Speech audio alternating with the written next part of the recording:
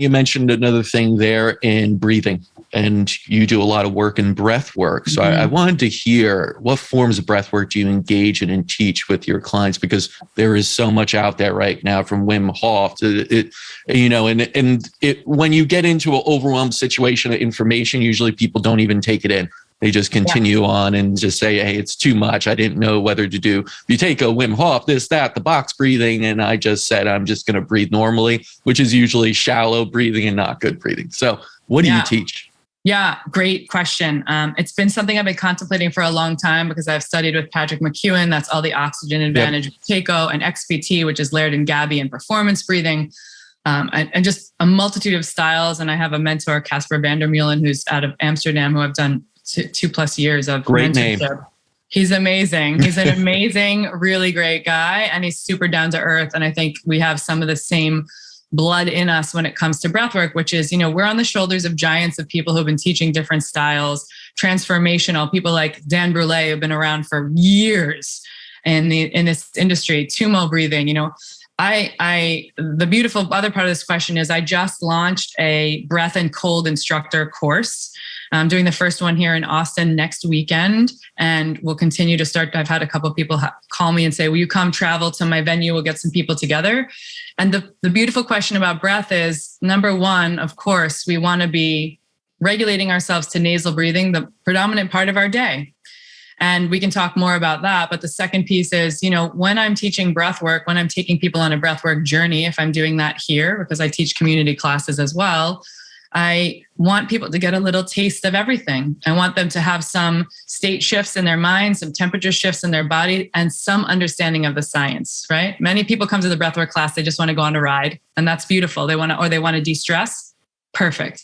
And the people who are getting more involved in my training around breath and around cold exposure are people who are just like even more curious. They're not even all coaches. They're just really curious. And they're like, let me go to this instructor training course because I want to understand the way I breathe.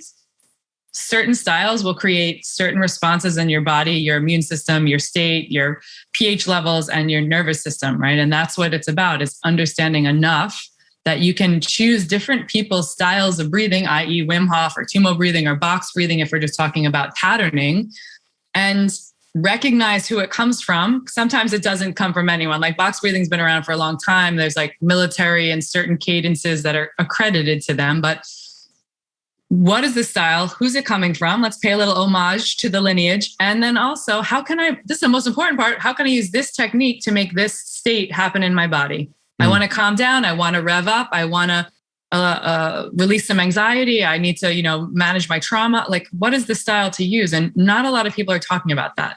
And so I wanted to create a platform that talks about that, where people want to hear it, right?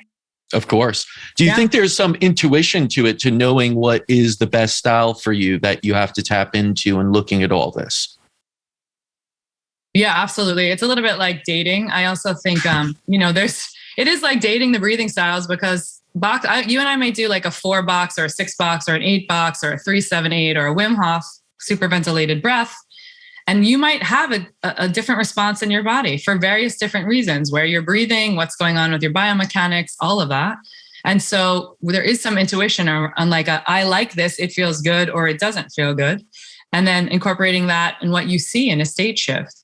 The second part of that is, I think it's really important that people date around and explore different things, because there are many styles that people get very attached to, and then they're doing it all the time. And just as an example, when we're doing big hyperventilative, superventilated breathing as the only structure we do every day, I think given today's society, what we're going through globally, the anxiety, the depression, the stress, we are actually we're microdosing more stress on top of stress with that kind of breath work. And so let's find ways to be able to de-stress ourselves and downregulate as well, so that we can sort of play on that seesaw and not be doing a disservice to our bodies. And that's important. That's important to me. And Casper, my mentor, was Wim Hof's right-hand man for years. Certainly I understand that style, and it's beautiful. And Wim Hof has raised the bar on everybody. He and James Nestor have really gotten people to go, okay, breath is a thing.